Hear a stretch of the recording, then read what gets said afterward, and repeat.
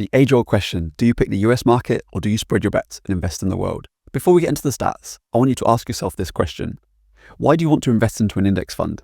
Well, both of these strategies are very much a hands-off approach, arguably a passive approach still. By picking the US market, you are making more of an active choice. You're betting that the US market is going to outperform the world market. By going global, you're not having to actively think which market's going to outperform. You're simply betting that the world is going to keep on turning.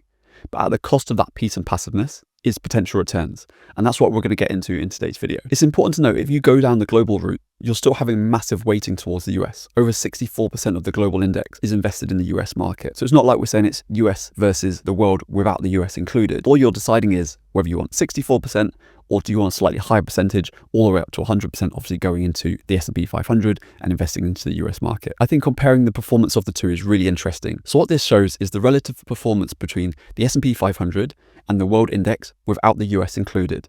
And this is looking over the past 50 years. And what you can see is that the US has actually outperformed the rest of the world by just over 1%. So that's 9.8% versus 8.7%. But the really interesting part here is that until 2014, both had averaged 9.6%. So pretty much all of that outperformance has come in the past 8 to 9 years, predominantly driven by big tech. So we have to be really aware when we're looking at the performance of the two and saying, oh, the US has outperformed the global index on a long-term basis.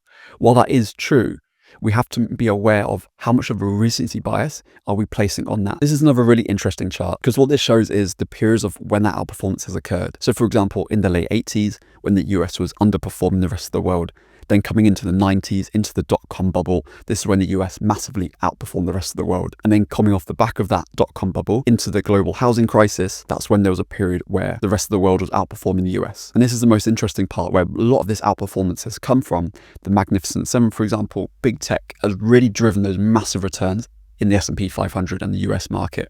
And what this is saying is there's now 13.8 years where the US has outperformed the rest of the world. Are we saying that that outperformance is going to carry on just like it has done over the last 8 to 9 years? Now, all you really need to ask yourself is, do you think this US outperformance is going to continue, and for how long for?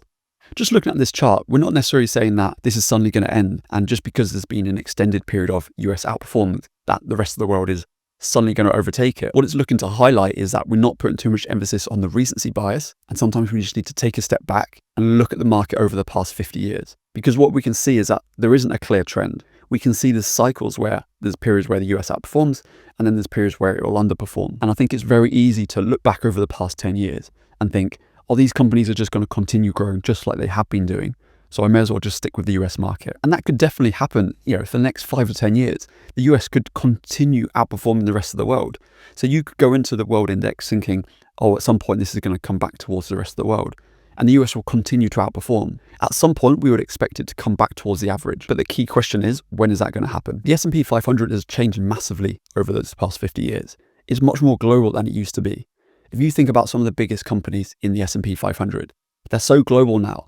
So some people argue that if you just simply invest into the S&P 500, you are simply already buying the world, because those big companies like Apple, Amazon, Alphabet, for example, have got retailers and distributions all over the world. And while that is true, they are still subject to government policy and regulation. I did a video a few days ago where I talked about how to navigate investing during the Trump presidency. And I think tariffs is such a big subject that it's worth watching that video because I talk about that in more detail. But it's something to be aware of and how that could potentially affect American companies. Now, tariffs are not just going to affect the US market, it's going to affect other companies all across the world as well.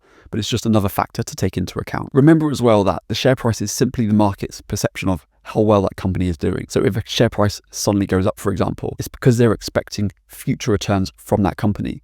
They're pricing in those future earnings. NVIDIA is a great example of this. The market is pricing in that earnings are going to continue to increase. And while that's a great thing, and that's why NVIDIA has grown so much, and its earnings have grown so much, it has to maintain that in order to maintain its share price. So again, just another factor to think about. There are also slightly different fees for the US versus the world index. I'm going to use Vanguard's ETF to show an example. So if you invest in the S&P 500, the annual fee is 0.07%, where if you invest in the world, it's 0.22%. So it's slightly more expensive to invest in the world index. That's because the US market is so efficient. It's such a big market, and that's why it's so cheap to invest into.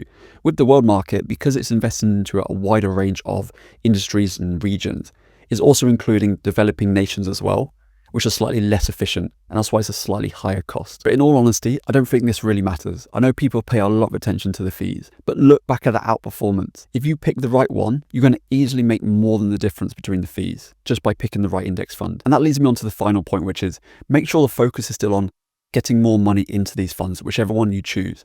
That's going to make the bigger difference in the long run. I hope that helps. Let me know your thoughts in the comments. Thanks for watching. I will see you tomorrow.